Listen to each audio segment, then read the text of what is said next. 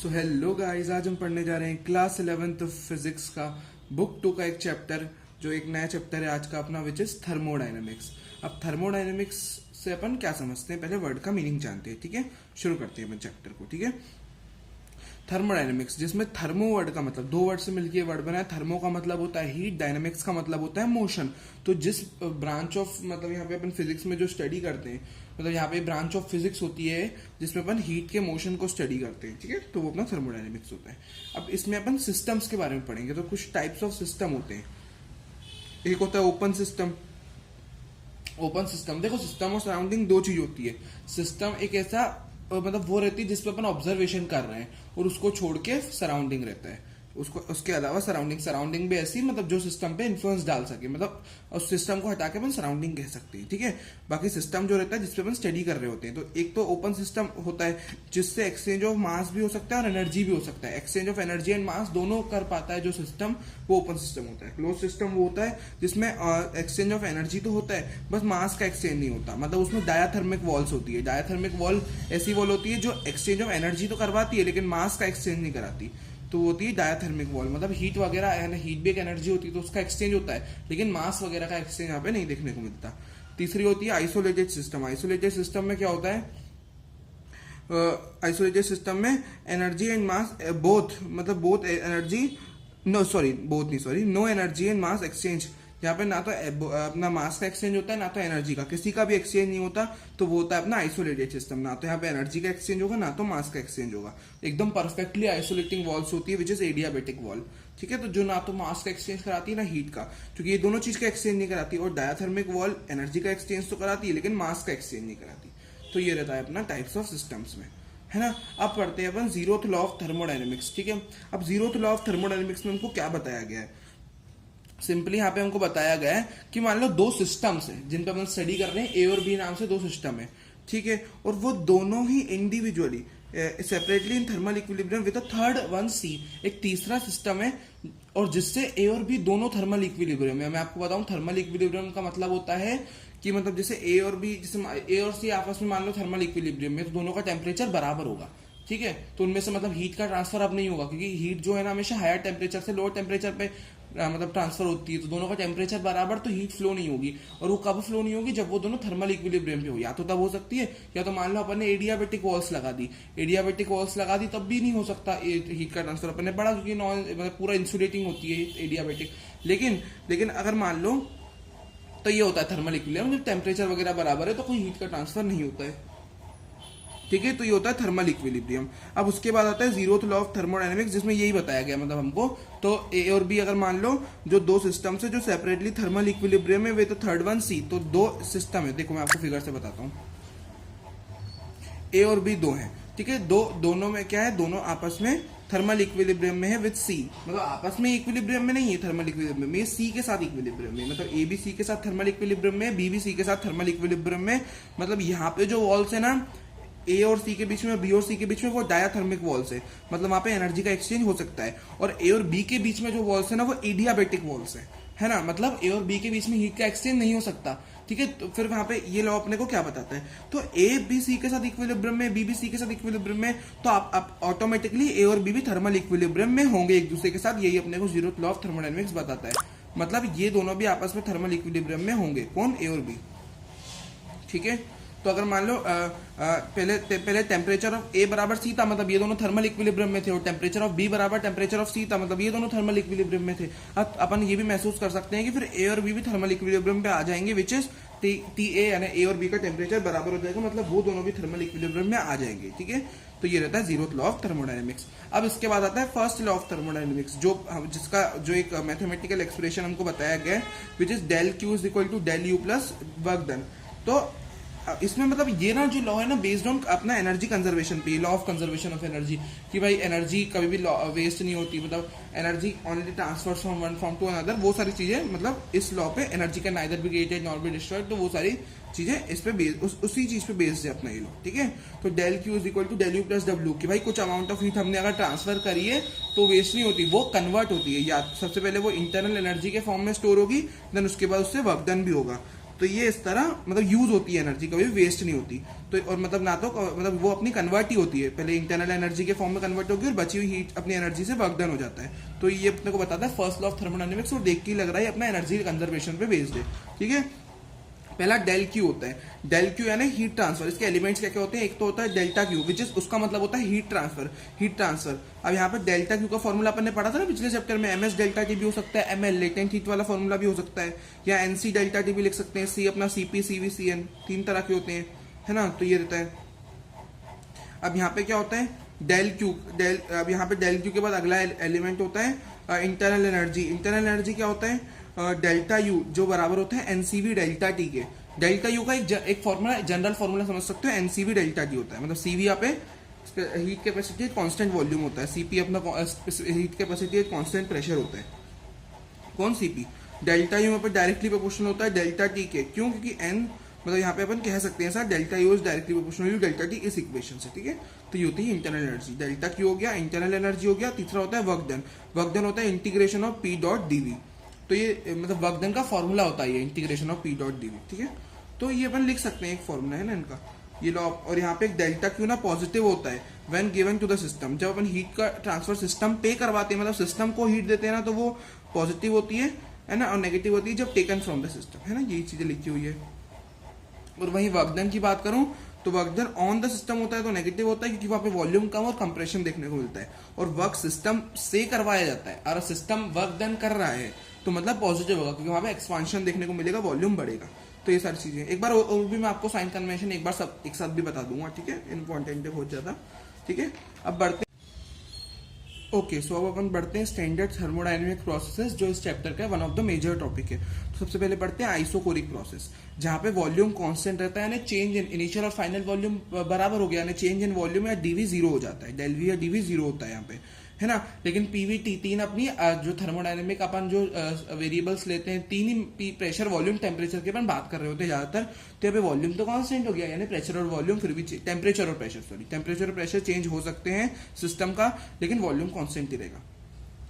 और यहाँ पे PV is equal to nRT, अगर मैं आइडियल गैस कंडीशन लगाऊं, आइडियल गैस इक्वेशन लगाऊं, तो P is directly proportional to T, क्योंकि एनआर तो कांस्टेंट रहता है, यानी एन यानी नंबर ऑफ मोल्स, आर यानी गैस कांस्टेंट, तो ये दोनों चीजें तो कांस्टेंट ही रहती है। यहाँ पे वी भी कांस्टेंट है, तो P is directly proportional to T हो गया ना। तो यहाँ पे P is equal to K times of T, constant लगा देता हूँ प्रोपोर्शनलिटी हटा के, पी बाई टी के बराबर है, कांस्टेंट के बराबर हो जाएगा, यानी पी बाई टी कांस्टेंट है, P one by T one is equal to P two by T two लिख सकते हैं।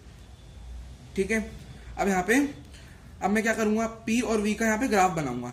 यहाँ पे वॉल्यूम कांस्टेंट है तो एक्स एक्सिस पे देखो प्रेशर चेंज हो रहा है, लेकिन वॉल्यूम सेम रह रहा है, या ऐसा बना लो, तो यहाँ पे भी देखो वॉल्यूम तो सेम ही रह रहा है, प्रेशर ही बदल रहा है बस। तो यहाँ पे इसके जो एरिया अंडर पीवी कर्व होता है ना, वो हमेशा हमको वर्क डन देता है। कोई भी प्रोसेस की बात कर लो, पीवी ग्राफ का एरिया हमेशा वर्क डन देता है। यहाँ पे कोई एरिया स्वीप ही नहीं हो रहा है, तो यहाँ पे एरिया अपना वर्क डन जीरो हो जाएगा, एरिया जीरो है, तो वर्क डन आइसोकोरिक प्रोसेस के लिए जीरो लिखा जाएगा। और वर्क डन यहाँ पे फॉर्मूला आप फॉर्मूले से भी बता सकते हैं इस प्रोसेस के लिए, integration of P dot dV which is work done is equal to P delta V, और यहाँ पे डेल्टा वी जीरो हो जाएगा, तो यहाँ से भी लिख सकते हो आप वर्क डन जीरो हो जाता है आइसोकोरिक के लिए। ठीक है जी, अब बढ़ते हैं दूसरी process which is isobaric.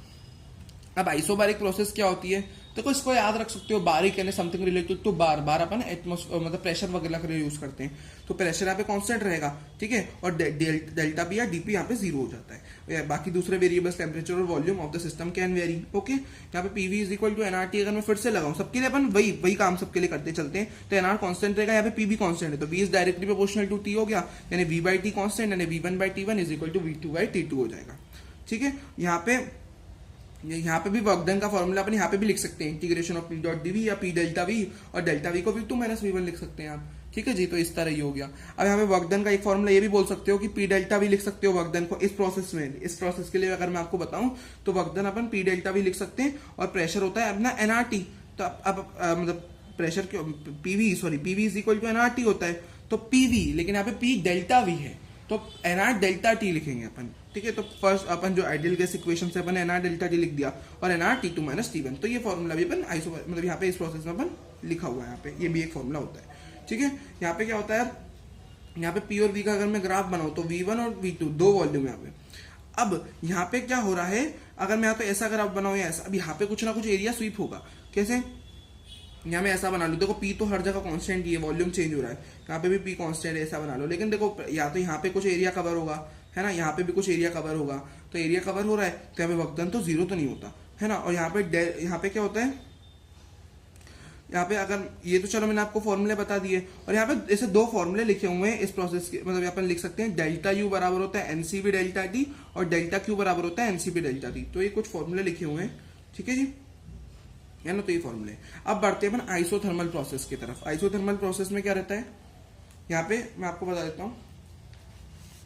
Isothermal process में क्या होता है, टी कांस्टेंट रहता है, डी टी है, डेल्टा टी जीरो होता है, ठीक है। यहाँ पे प्रेशर और वॉल्यूम, बाकी वेरिएबल चेंज हो सकते हैं सिस्टम के, है ना, तो वही लिखा हुआ है ना। और यहाँ पे क्या लिखा हुआ है, हीट एक्सचेंज, यहाँ पे लिखा हुआ है heat exchange but temperature remain same. यहाँ पे हीट का एक्सचेंज तो होता है इस प्रोसेस में, लेकिन टेम्परेचर कॉन्स्टेंट ही मेंटेन रहता है, जब ये आइसोथर्मल प्रोसेस कहा जाता है।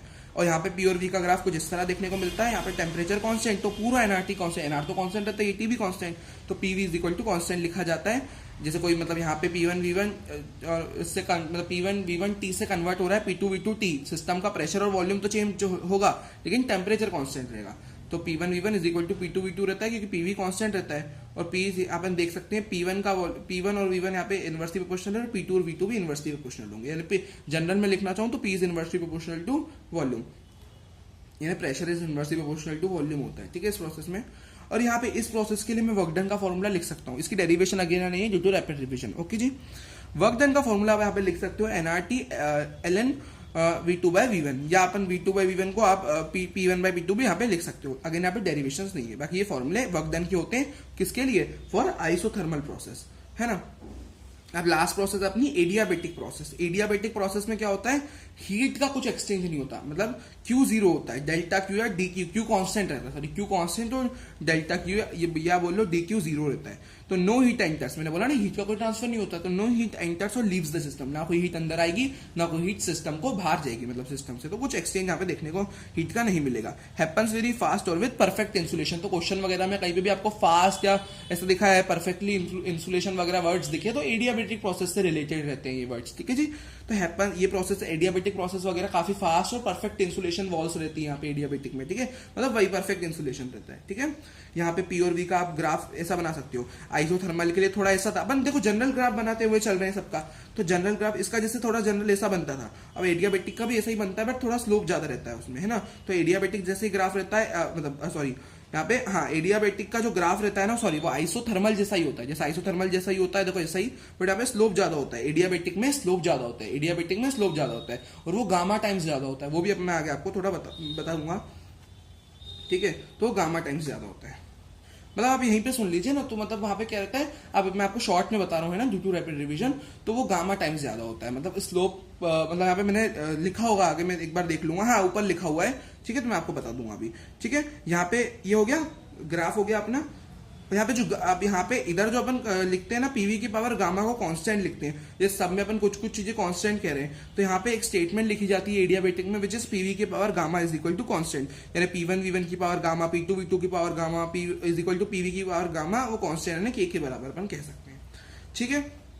गामा यहाँ पे गैस कांस्टेंट है, गामा एक गैस कांस्टेंट के बराबर है, गामा यहाँ पे अपना गैस कांस्टेंट के बराबर, उसको गैस कांस्टेंट कहते हैं, मतलब गामा को, है ना। और वर्क डन, इसका भी अगर यहाँ पे डेरिवेशन नहीं ड्यू टू रैपिड रिवीजन, इसका डेरिवेशन भी होता है, क्योंकि work done by adiabatic process लिखा जाता है nR delta T upon 1 minus gamma. अब मैं यहाँ पे देखो एनआरटी है, मतलब PV is equal to nRT होता है due to ideal gas equation. यहाँ पे एनआरटी तो मैं पीवी लिख सकता हूँ, एनआरटी की जगह एनआर डेल्टा टी लगे, तो यहाँ पे मैं पीवी लिख सकता हूँ, तो P2 V2 minus P1 V1, ठीक है, अपन यहाँ पे चेंज लेंगे अपॉन 1 माइनस गामा। तो ये वर्क डन का फॉर्मूला होता है फॉर एडियाबेटिक प्रोसेस। तो यहाँ पे अपन फर्स्ट लॉ ऑफ थर्मोडायनेमिक्स को अगर लिखना चाहूँ मैं, delta Q is equal to delta U plus work done होता है, और यहाँ पे डेल क्यू जीरो है, तो यहाँ पे del U is equal to minus का वर्क डन लिखा जाता है for adiabatic process. First law of thermodynamics इसके लिए कुछ इस तरह लिखा जाता है ना, ठीक है। अब बढ़ते हैं स्लोप की तरफ। सबके स्लोप में आपको एक साथ बताता हूँ सारे प्रोसेस के। आइसोथर्मल कर्व के लिए जो स्लोप, देखो स्लोप बेसिकली क्या होता है, dy by d x, Y axis की क्वांटिटी रेशियो उसका लेते हैं अपन एक्स एक्सिस की क्वांटिटी से, यहाँ पे पीवी के ग्राफ बढ़ रहे हैं अपन, तो डीपी यानी वाई एक्सिस वाली, तो डीपी बाय डीवी है ना। तो यहाँ पे अगेन यहाँ पे इनकी भी डेरिवेशन नहीं है, जो rapid division, minus P by V अपन लिख सकते हैं स्लोप ऑफ आइसोथर्मल कर्व, अपन स्लोप ऑफ एडियाबेटिक कर्व लिख सकते हैं माइनस का गामा पी बाई वी, तो P by minus P by V तो उसका भी था, इसका माइनस का गामा पी बाई वी है, तो गामा टाइम स्लोप ज्यादा होता है, मैंने आपको यही बताया था है ना। स्लोप ऑफ एडियाबेटिक कर्व यहाँ पे क्या लिखा हुआ है, gamma time slope of isothermal. तो यहाँ पे एक चीज अपने को यहाँ से ये पता चलती है कि एडियाबेटिक का जो कर्व जो स्लोप रहता है ना, स्लोप ऑफ एडियाबेटिक कर्व वो गामा टाइम्स ज्यादा होता है स्लोप ऑफ आइसोथर्मल कर्व के, तो it is gamma times more, तो मैं गामा को मल्टीप्लाई कराना पड़ेगा स्लोप ऑफ आइसोथर्मल कर्व से, तो स्लोप ऑफ एडियाबेटिक कर्व मिलेगा। तो ये था पूरा अपना प्रोसेस इसका टॉपिक। अब अपन बढ़ते हैं, अब यहाँ पे इससे एक चीज ये भी पता चलती है कि to produce a given change in volume more pressure is to be applied in the adiabatic process compare to the isothermal process. Since adiabatic का स्लोप वगैरह ज्यादा है, यहाँ पे मैं इन शॉर्ट अगर आपको बताऊं तो यहाँ पे अपने को गिवन चेंज, अपने को कुछ गिवन चेंज अगर वॉल्यूम में प्रोड्यूस करना है ना, तो ज्यादा प्रेशर देना पड़ता है एडियाबेटिक प्रोसेस में। वो ऐसा भी याद रख सकते हो कि परफेक्टली कंडक्टिंग होता है तो एटमॉस्फेयर से कोई हेल्प नहीं मिलती, तो पूरा अपने को ज्यादा प्रेशर देना पड़ता है वॉल्यूम में चेंज लाने के लिए है ना, तो ही जाके एडियाबेटिक में as compare to the isothermal process अपने को ज्यादा प्रेशर लगाना पड़ता है। ठीक है, गिवन चेंज इन वॉल्यूम में, सेम चेंज अगर वॉल्यूम में प्रेजेंट अपने को बनाना है सेम चेंज, तो अपने को एडियाबेटिक में more pressure is to be applied then isothermal process. अब बढ़ते हैं मेयर्स फॉर्मूला की तरफ। Again it is very important, यहाँ पे शॉर्ट एक डेरिवेशन है, छोटी सी है, ठीक है, मैंने यहाँ पे शॉर्ट में करी है, ठीक है, मतलब एक छोटी वाली मेथड है ये, आप इसकी डीप मेथड भी पढ़ सकते हैं। ठीक है, मेयर्स फॉर्मूला होता है CP minus CV is equal to R. Again CP is equal to मतलब अपना जो हीट कैपेसिटी है constant pressure which is CP, और हीट कैपेसिटी है कांस्टेंट वॉल्यूम अपना सीवी होता है, और ये बराबर होता है आर के। इनका डिफरेंस ले लूं मैं है तो आर के बराबर आता है, तो delta Q is equal to delta U plus work done. अब इनके जनरल फॉर्मूला क्या होते हैं, nCP delta T, delta Q का होता है, इसका होता है एनसीपी डेल्टा टी, इस वर्क डन को एनआर डेल्टा टी लिख सकते हैं। तो एन और डेल्टा टी में सब में से कॉमन लेके काट सकता हूं, तो सीपी माइनस सीवी आर के बराबर बच जाएगा। सीपी, हाँ देखो यहाँ पे लिखा हुआ heat capacity at constant pressure और heat capacity at constant volume, तो सीपी और सीवी का ये मीनिंग होता है। ठीक है, तो ये हो गया। अब बढ़ते हैं साइक्लिक प्रोसेस की तरफ। साइक्लिक प्रोसेस क्या होती है, collection of processes at the end, मतलब जिनके एंड में system is restored to its initial thermodynamic state. तो cyclic process collection of process होता है जिनके एंड में सिस्टम अपनी इनिशियल थर्मोडायनेमिक स्टेट, यानी जो इसकी इनिशियल स्टेट वेरिएबल्स थे थर्मोडायनेमिक पे, उन पे वापस पहुंच जाता है। मतलब इनिशियल और फाइनल पॉइंट यहाँ पे साइक्लिक प्रोसेस का सेम रहता है, यहां से स्टार्ट करके यहीं पे आ जाएगी। ए और बी पाथ उसके हैं, 1 और 2 ये दो एंड्स हैं, तो यहाँ पे इनिशियल जो उसकी स्टेट पीवीटी वो वापस आ जाएंगे तीनों वेरिएबल्स। तो कलेक्शन ऑफ प्रोसेसेस, यहाँ पे जैसे दो ए और बी दो प्रोसेस है, तो जिनके एंड में सिस्टम अपनी वापस जो इनिशियल उसकी कंडीशंस थी उनको रिस्टोर कर लेगा, इनिशियल थर्मोडायनेमिक स्टेट को। ठीक है जी, अब इनिशियल स्टेट हमें फाइनल स्टेट के बराबर है, सेम ही जगह पे है ना दोनों state. Delta U 0 for complete cycle, complete cycle के लिए साइक्लिक प्रोसेस के लिए डेल्टा यू की वैल्यू 0 होती है। ठीक है, मतलब यहाँ ऐसा क्यों होता है, डेल्टा, क्योंकि ना इधर चेंज इन टेम्परेचर तो कुछ होता नहीं है, चेंज इन टेम्परेचर यहाँ पे नहीं होगा ना, मतलब कहने का मैं आपको इन शॉर्ट इतना बताना चाहता हूं कि वो अपने इनिशियल स्टेट वेरिएबल्स पे वापस पहुंच जाता है, मतलब system is restored to its initial thermodynamic state, तो उसकी जो इनिशियल थर्मोडायनेमिक स्टेट थी ना वहीं पे ही पहुंच जाता है वो, जो इनिशियल मतलब कैसा भी था, जो इनिशियल था ना उस पर पहुंच जाता है, मतलब है ना, जो पहले था तो बीच में और भी प्रोसेस होगी उससे, फिर आखिरी में जो रहता है वो इनिशियल के सेम जैसा रहता है, इनिशियल वाला ही रहता है। तो आगे पर मैं इंजन वगैरह पढ़ाऊंगा उसमें भी आपको क्लियर हुआ।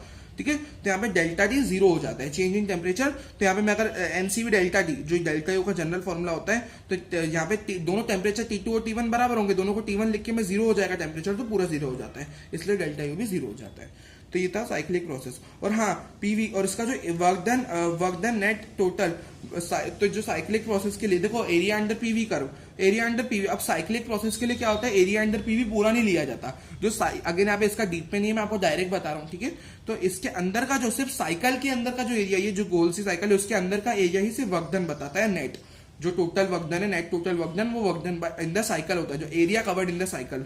तो जो साइकिल के द्वारा वर्क डन हुआ है, मतलब वो रहता है जो एरिया इसके अंदर कवर है। ठीक है, तो वो एरिया से तो वर्क डन मिलता है, तो वही बात है भाई। ठीक है, अब अपन पढ़ेंगे molar heat capacity for standard thermodynamic processes. तो देखो मोलर हीट कैपेसिटी है ना, तो वो अलग अलग थर्मोडायनेमिक उनके लिए क्या क्या होता है, थर्मोडायनेमिक प्रोसेस के लिए सबके लिए अलग अलग क्या रहता है। चलो, डेल्टा क्यू बराबर होता है NC delta T, general formula delta Q का जो होता है एनसी डेल्टा टी, अपन लिख सकते हैं, मतलब एनसी डेल्टा टी। तो सी हो जाएगा delta Q by n delta T. तो इसका जनरल फॉर्मूला सी का अपन ने फॉर्मूला बना लिया। तो डेल्टा क्यू के जनरल फॉर्मूला रहता है ना एन सी डेल्टा टी। तो उससे मैंने क्या बना लिया, तो उससे मैंने सी का फॉर्मूला बना लिया। ठीक है, अब यहाँ पे ओके, अब यहाँ पे मैं एक काम कर सकता हूँ आइसोकोरिक के लिए। अब सबसे पहले मैं आइसोकोरिक के लिए पढ़ते हैं अपन। तो इसके लिए जो हीट कैपेसिटी होगी वो CV होगी, क्योंकि यहाँ पे वॉल्यूम कांस्टेंट रहता है। यहाँ पे क्या रहता है, यहाँ पे वॉल्यूम कांस्टेंट रहता है। यहाँ पे जैसे अपन ने बोल रहे सबके लिए, तो यहाँ पे डेल V 0 होता है, यहाँ पे आइसोबारिक में डेल P 0 होता है। तो वही सारी चीजें, तो यहाँ पे CV लिखेंगे, एक कांस्टेंट वॉल्यूम है। तो delta Q by n delta T, यहाँ पे V कांस्टेंट रहता है। तो फॉर्मूला यहाँ पे ये लिखा जाता है किसके लिए, मतलब CV का फॉर्मूला आइसोकोरिक के लिए ये रहता है। और CP का फॉर्मूला आइसोबारिक के लिए delta Q by n delta T होता है, जहाँ पे P कांस्टेंट रहता है।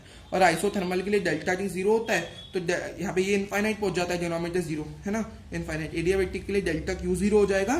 तो C is equal to delta Q by n delta T. Delta Q 0 हो गया यहाँ पे, तो यहाँ पे पूरा 0 हो जाता है। तो ये था अपना values of heat capacities for different processes. अब सबके लिए मैं साइन कन्वेंशन एक साथ बता देता हूँ।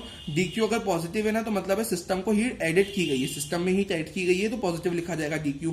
और सिस्टम से विड्रॉ कर ली गई है तो नेगेटिव लिखा जाएगा। अगर सिस्टम का टेम्परेचर बढ़ा रहे हैं तो उसकी इंटरनल एनर्जी बढ़ेगी, तो DU पॉजिटिव होगा। सिस्टम का टेम्परेचर घटा रहे हैं तो उसकी U की वैल्यू कम होगी, तो DU नेगेटिव होगा, है ना। क्योंकि मतलब है ना, टेम्परेचर बढ़ा दिया तो फाइनल वाली बढ़ गई, तो इसका चेंज जो मतलब जो DU वाला डेल्टा U वाला पॉजिटिव, यहाँ पे नेगेटिव, है ना, कम हो गई फाइनल, है ना। और अगर वर्क डन ऑन सिस्टम किया गया है तो नेगेटिव, और बाय सिस्टम मतलब work done by the system, तो वही एक्सपांशन होता है। देखो बाय द सिस्टम ने किया तो वो पॉजिटिव लिखा जाएगा, है ना। तो यहाँ पे क्योंकि एक्सपांशन वगैरह होगा, यहाँ पे कंप्रेशन होगा, इसलिए नेगेटिव लिखा जाएगा। ठीक है, तो एक साथ मैंने आपको साइन कन्वेंशन एक बार और बता दिए। बाकी ये अपन पढ़ चुके थे ना, जो अलग अलग C की वैल्यू होती है सबके लिए। अब बढ़ते हैं हीट इंजन की तरफ। हीट इंजन क्या होता है, अगर मैं बेसिक डेफिनेशन बताऊं तो एक मशीन होती है जो कन्वर्ट करती है हीट को यूजफुल वर्क में। और यूजफुल वर्क से मेरा मतलब है मैकेनिकल एनर्जी में, है ना। जो यूजफुल वर्क होता है ना, मतलब यूजफुल वर्क में अपना हीट को कन्वर्ट करते हैं अपने हीट इंजन, है ना।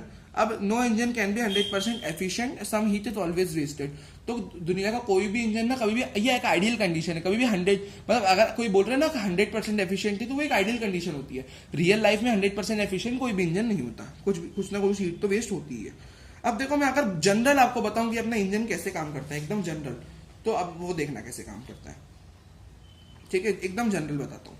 बता हीट इंजन, तो यहाँ पे क्या होगा, सोर्स, देखो ये हीट इंजन होता है, ये जो है अपना हीट इंजन है, आपको दिख नहीं रहा होगा, मैं एक सेकंड ऐसे कर लेता हूँ, देखना, है ना।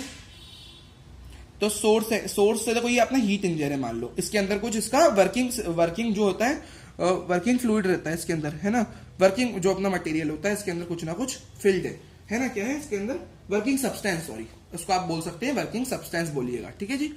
अब यहाँ पे क्या हो रहा है, हीट इंजन है ये अपना। अब यहाँ पे सोर्स से क्या करता है, ये एनर्जी या हीट को लेता है, और सोर्स का टेम्परेचर बहुत ज्यादा होता है ना। सोर्स का टेम्परेचर हाई होता है, टेम्परेचर T1 यहाँ पे सोर्स का हाई रहता है। और क्या करता है, ये हीट बहुत सारी इधर से ले लेता है, और फिर उससे कुछ अमाउंट ऑफ वर्क डन करता है। इंजन काम ही करता है भाई, इंजन तो। और इंजन काम क्यों करता है, उसको बहुत सारी अमाउंट ऑफ हीट यहाँ से सोर्स से मिलती है, कुछ उसमें से काम करता है वो। और Q2 यानी यहाँ पे जो मतलब सॉरी सिंक जो रहती है, जिसका टेम्परेचर T2 रहता है, जिसका टेम्परेचर काफी कम रहता है, तो टेम्परेचर सा कम रहता है, तो यहाँ पे वो बची हुई हीट को मतलब ट्रांसपोज कर देता है वापस, यहाँ पे हीट को रिलीज कर देता है। यहाँ पे लेस टेम्परेचर होता है, यहाँ पे हाई टेम्परेचर होता है ना। और यहाँ पे वो हीट को रिलीज कर देता है, ठीक है। और बीच में जो हीट रहती है उससे वर्क डन, तो इस तरह मतलब अपना हीट इंजन काम करता है। और ये भी एक साइक्लिक प्रोसेस ही है ना। यहाँ से हीट ली, वर्क डन किया और वापस दे दी बची हीट, तो एक साइकिल बन रही है यहाँ पे भी। तो यहाँ पे भी डेल्टा T और D अपना 0 लिखा जाएगा बाकी में, जब जिस साइक्लिक प्रोसेस के लिए अपन ने पढ़ा, है ना। और यहाँ पे ईटा एक टर्म रहती है, ईटा परसेंट में अगर मैं निकालू तो ईटा होता है एफिशिएंसी। तो उसका परसेंटेज का फॉर्मूला होता है work done bye Q supplied, कितना काम करा डिवाइडेड बाय कितनी इसको हीट सप्लाई की गई इनटू 100%, तो परसेंट मिल जाएगा अपने को, एफिशिएंसी परसेंटेज मिल जाएगा, ठीक है। तो ये रहता है ना। बाकी सोर्स का टेम्परेचर ज्यादा होता है, सिंक का टेम्परेचर कम होता है। मतलब कहने का मतलब जो सिंक होता है ना, उसको लेस टेम्परेचर पे मेंटेन किया जाता है, और सोर्स को हाई टेम्परेचर पे मेंटेन किया जाता है। तो आप ऐसा भी कह सकते हैं, ठीक है जी। ये हाई टेम्परेचर में मेंटेन होता है, ठीक है जी। साइक्लिक प्रोसेस है, ये सब मैंने आपको बता दिया। अब अपन ये हीट इंजन का अपन जनरल पढ़ लिया। अब हीट एफिशिएंसी का एक और फॉर्मूला होता है, विच इज जैसे देखो वर्क डन था, ऊपर क्या लिखा हुआ था यहाँ पे वर्क डन, तो कितना काम किया गया। अब देखो ऑब्वियसली जितनी हीट सप्लाई की गई होगी, जितनी हीट दी गई होगी इंजन को, वो तो बहुत ज्यादा होगी, क्यों? क्योंकि उससे दो काम हो रहे हैं, कुछ तो वर्क डन हो रहा है, कुछ वहां पे रिलीज हो रही है। तो क्या हो रहा है, वर्क डन कितना मिल रहा है, कितनी हीट दी गई और कितनी निकाली, मतलब कितनी बाहर सिंक, जितनी हीट सोर्स से मिली और जितनी सिंक में वापस गई, उन दोनों का मैं डिफरेंस ले लूं, मतलब सिंक से जो अपने को सोर्स से जो मिली माइनस सिंक में जो गई, उनका डिफरेंस वर्क डन दे देता है। वो ऑब्वियसली अगर आप सोचेंगे भी तो एक बेसिक बात है, ठीक है। तो Q supplied minus Q release upon Q supplied, अगर मैं करूं ये रेशियो लूं तो अपने को ईटा की वैल्यू मिल जाएगी। What is eta? It is efficiency. तो Q supplied by Q supplied यहाँ पे 1 हो जाएगा, सेपरेट कर दो, minus Q release by Q supplied. तो ये होता है अपना ईटा। ईटा क्या रहता है? एफिशिएंसी रहता है, ठीक है जी। अब देखो ये रहता है। अब देखो डिफरेंट प्रोसेसेस के लिए फर्स्ट लॉ में कैसे लिख सकता हूं, जैसे आइसोथर्मल के लिए, आइसोथर्मल के लिए अपन फर्स्ट लॉ लिख सकते हैं। देखो डेल क्यू, यहाँ पे डेल्टा टी या डेल्टा यू जीरो होता है, किसके लिए? अपन कह सकते हैं आइसोथर्मल के लिए। मैंने आपको बताया डेल्टा यू जीरो, तो डेल्टा मतलब delta T zero, delta U दोनों जीरो होते हैं। तो यहाँ पे delta Q is equal to del U plus del, मतलब delta Q is equal to del U plus work done होता है। डेल यू यहाँ पे जीरो हो गया, तो delta Q is equal to d W है ना, वर्क डन। अब एडियाबेटिक में डेल्टा क्यू जीरो होता है, ठीक है, तो डेल्टा क्यू जीरो हो गया is equal to del U plus d W. तो यू अपना डेल यू अपना हो जाएगा माइनस का डी डब्ल्यू, मतलब ये दोनों इस तरह मिल जाएगी रिलेशन। अब यहाँ पे मैं क्या कर सकता हूं, फॉर आइसोकोरिक जहां पे डीवी या डेल्टा वी जीरो, तो d Q is equal to D U plus d W. मैं डी यू को ऐसे चीज रख दूं और मैं डी वर्क डन की जगह लिख सकता हूँ पी डॉट डीवी, है ना, अपन है ना, इसको लिख सकते हैं वर्क डन, क्योंकि फोर्स इंटू डिस्प्लेसमेंट होता है ना, मतलब तो work done force into displacement. खैर वो नहीं, खैर वो तो अलग चीज हो गई। तो आप लिख सकते हो P dot dV, work done को पी डॉट डीवी, जैसे नहीं अपन पढ़ते थे, इसको पी डेल्टा भी लिख दिया था, तो पी डेल्टा भी लिखा था ना मैंने वर्क डन को। इतना डीप में जाना कि मैं आपको अपने में सिंपल अभी मैंने फॉर्मूला बताया था ना, मतलब अगर आप खैर डीप में तो अपन मैंने आपको बताया था थोड़ा बहुत, integration of P dot D भी लिख सकते थे, या मैंने पी डेल्टा भी आपको लिख के बताया था, है ना। तो पी डेल्टा भी तो था ही ना, तो वो तो मैं आपको ऑलरेडी बता चुका हूँ, ठीक है। तो ये रहा, तो वही बात यहाँ पे लिखी हुई है। तो डेल्टा, ये पी डेल्टा भी मैंने वही लिखा है ना।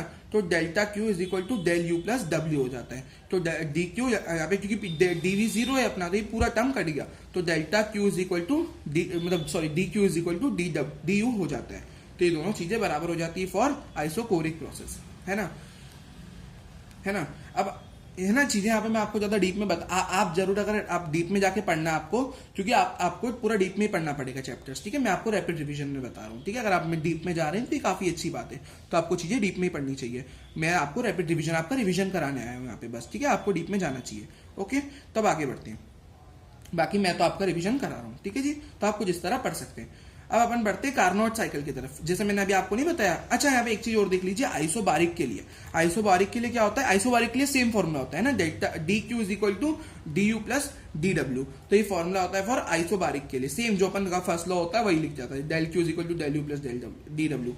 तो वही फॉर्मूला बस यहाँ पे हो जाता है, यहाँ पे कुछ चेंज नहीं रहता। अब कार्नोट साइकिल, जैसे मैंने आपको हीट इंजन समझाया ना, तो ये भी क्या रहता है, कार्नोट साइकिल में एक आइडियल इंजन होता है फॉर साइक्लिक प्रोसेस। जैसे अपन देखो इंजन तो साइक्लिक प्रोसेस ही रहती है, लेकिन ये आइडियलाइज कंडीशन में अगर मैं हीट इंजन बना दूं, तो जैसे सोर्स पूरा 100% हीट दे दे, सिंक पूरा 100% अब्सॉर्ब कर ले, एकदम आइडियलाइज्ड कंडीशन हो जाए, वर्किंग सब्सटेंस भी पूरा आइडियल, सब आइडियल हो जाए, तो कार्नोट साइकिल में ऐसा किया गया था। मतलब कार्नोट जो थे साइंटिस्ट, उन्होंने थ्योराइज दिया, रियल लाइफ में तो पॉसिबल नहीं, उन्होंने थ्योराइज किया था एक आइडियल साइकिल को, विच इज कार्नोट साइकिल, है ना। यहाँ पे ईटा, इस प्रोसेस में जो कार्नोट साइकिल में ईटा को लिखा जाता है 1 माइनस T2 बाई T1, जिसमें T2 अपना लो होता है और T1 हाई होता है। भाई सोर्स का टेम्परेचर ज्यादा, सिंक का कम, है ना।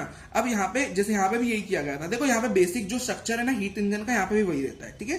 तो source high temperature, sink low temperature, T1 T2 Q1 Q2, Q supplied, Q2 वो जो Q जैसे Q1 था Q सप्लाइड, और Q2 यानी Q रिलीज्ड, ठीक है। तो ये लिखा हुआ है।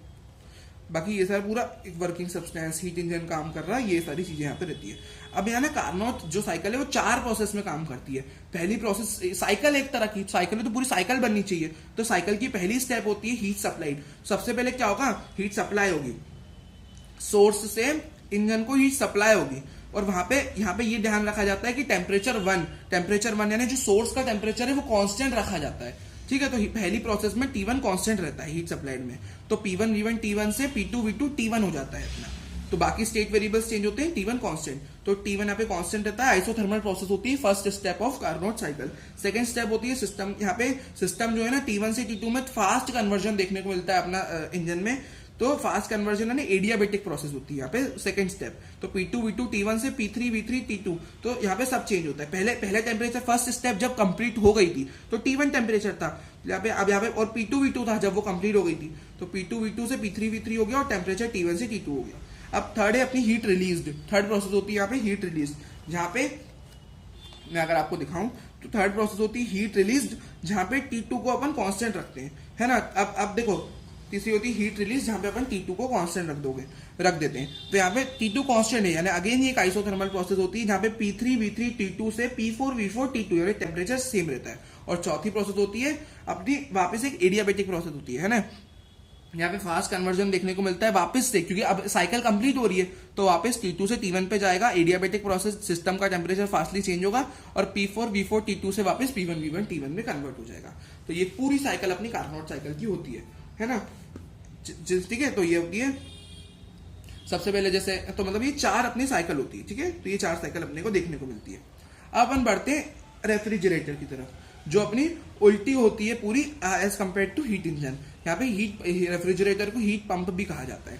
अब रेफ्रिजरेटर एक डिवाइस होता है जो ट्रांसफर करता है हीट को कोल्ड प्लेस से inside fridge to a hot place outside air by using external work electricity. अब यहाँ पे क्या करता है, ये हीट को लेता है फ्रॉम, जैसे फ्रिज है, अब अंदर कुछ चीजें अपन ने रखी तो उनमें कुछ अमाउंट ऑफ हीट प्रेजेंस होगी अपने खाने पीने में, जो अपने खाने पीने की जो भी कोई भी चीजें रखी तो उनमें से हीट लेता है वो और बाहर फेंकता है। तो refrigerator is device that transfer heat cold place से इनसाइड फ्रिज हॉट प्लेस यानी आउटसाइड एयर में भेज देता है अपने हीट को। तो यहाँ पे क्या रहता है, सोर्स से T1 टेम्परेचर पे था, सोर्स यहाँ पे टेम्परेचर ज्यादा। अब यहाँ पे वर्क डन हमने करा क्यों, क्योंकि यहाँ पे अपन नेचर के अगेंस्ट काम कर रहे हैं, यहाँ पे अपन नेचर के अगेंस्ट काम कर रहे हैं। यहाँ पे अपने को वर्क डन देना पड़ेगा, क्योंकि यहाँ पे हम मतलब उसको बाहर ठंडी जगह से, मतलब refrigerators transfer heat from a cold place inside the fridge to a hot place, ठंडी जगह से गर्म जगह पे पहुंचा रहे हैं, जबकि हीट अपनी गर्म जगह से ठंडी जगह जाती है। पर यहाँ पे अंदर हीट अपन ट्रांसफर कर रहे हैं हीट का from a cold place to a hot place, तो अगेंस्ट द नेचर, तो अपन को वर्क डन करना पड़ेगा।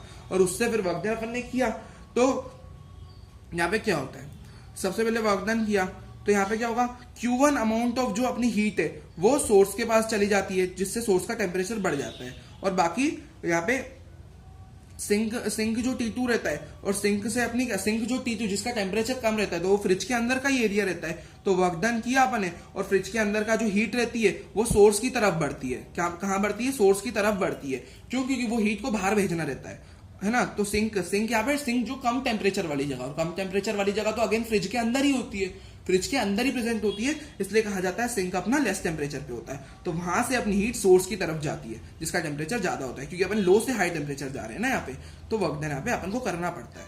तो रेफ्रिजरेटर इस तरह काम करती है। और गर्म टेम्परेचर वाली जगह, यानी जो अपनी फ्रिज के अंदर वाली जगह होती है, उसी को सिंक कहा गया है। तो वहां से बाहर आउटसाइड एयर में जो अपना सोर्स होता है, बाकी उसके अलावा जो गर्म वाला इलाका आउटसाइड एयर कह लो, वो एक तरह से सोर्स हो गया, जहां पे अपन हाई टेम्परेचर है, मतलब जहां पे अपन भेज रहे हैं, है ना, आउटसाइड एयर। क्योंकि आउटसाइड एयर जो हॉट प्लेस है, fridge to a hot place outside air, क्योंकि यहाँ पे जो हॉट प्लेस अपन कह रहे हैं ना सिंक, वो आउटसाइड एयर ही है, और वहां पे अपनी हीट जा रही है, तो उसका टेम्परेचर ज्यादा होगा। तो ये था अपना रेफ्रिजरेटर की पूरी वर्किंग। इसको हीट पंप भी कहते हैं। ये पूरा उल्टा काम करती है एज कम्पेयर टू जो अपनी हीट इंजन है। अब बढ़ते हैं, जैसे नहीं अपन वहां पे पढ़ रहे थे एफिशिएंसी, तो यहाँ पे कोफिशिएंट ऑफ परफॉर्मेंस होता है विच इज बीटा, और बीटा लिखा जाता है कितनी हीट एक्सट्रैक्ट की गई डिवाइडेड बाय वर्क डन। अब अपन ने वर्क डन किया तो कितनी हीट उन्होंने एक्सट्रैक्ट करी, है ना, कितनी हीट फ्रिज ने अपनी एक्सट्रैक्ट करी, है ना, सो डेट वो अंदर की गर्मी को बाहर पहुंचा पाए ना ठंडी जगह से गर्म जगह पे। तो कितनी हीट उसने ली, कितनी एनर्जी एक्सट्रैक्ट करी डिवाइडेड बाय मतलब कि, और कितना वर्क रिक्वायर्ड है, कितना वर्क डन हमको करना पड़ेगा। तो बीटा बराबर Q2 बाय W, और वर्क डन होता है कितनी, मतलब Q1 जो सोर्स को मिली, और जो मतलब सोर्स Q1 माइनस अगर मैं Q2 कर दूं, Q1 यहाँ पे जो Q2 है ना वो अपना ही सिंक वाला होगा, है ना। तो अगर मैं Q1 माइनस Q2 कर दूं तो अपने को यहां से मिल जाएगा बीटा, है ना, which is Q2 divided by Q1 minus Q2, Q2 divided by Q1 minus Q2, तो अपने को बीटा मिल जाता है which is coefficient of performance. Okay जी। अब बढ़ते हैं लास्ट चैप्टर के टॉपिक की तरफ which is second law of thermodynamics. Fridge का कंसेप्ट हो गया, है ना। सेकंड लॉ ऑफ थर्मोडायनेमिक्स में दो स्टेटमेंट है। पहला है Kelvin Planck statement for engines, जो इंजन्स के लिए दिया गया है, जिसमें कहा गया है no heat engine can convert all heat into work. दुनिया का कोई भी इंजन पूरे हीट को वर्क में कभी भी कन्वर्ट नहीं कर सकता। सम हीट हमेशा रिजेक्ट होती है टू द कोल्ड सिंक। कुछ अमाउंट ऑफ हीट सिंक में जाती है, पूरा 100% एफिशिएंट नहीं होता। Some energy always lost. ठीक है। क्लॉसियस स्टेटमेंट जो रेफ्रिजरेटर्स के लिए था, जिसमें बताया गया था हीट कभी भी ना अपने फ्लो नहीं करती कोल्डर बॉडी से to a hotter body without external work. जैसे फ्रिज में हुआ तो अपन को वर्क करना पड़ा था, तभी तो कोल्डर बॉडी से हॉटर बॉडी में अपनी गई थी, क्यों, अपनी हीट। तो ये रहता है अपना क्लॉसियस स्टेटमेंट। दोनों स्टेटमेंट होगा विच is second law of thermodynamics. यहाँ पे बेसिकली सारे कंसेप्ट, कुछ कुछ चीजें अगर स्किप हुई भी होगी ड्यू टू रैपिड रिवीजन, बाकी बेसिकली लगभग अपन ने पूरा चैप्टर कवर किया है इन अप्रोक्स 30 to 40 मिनट्स। तो ये था अपना रैपिड रिवीजन, ठीक है जी। सो थैंक यू फॉर, इसी के साथ चैप्टर कंप्लीट हो जाता है, ठीक है। So thank you for watching this video, please do like share and subscribe the channel. Bye bye.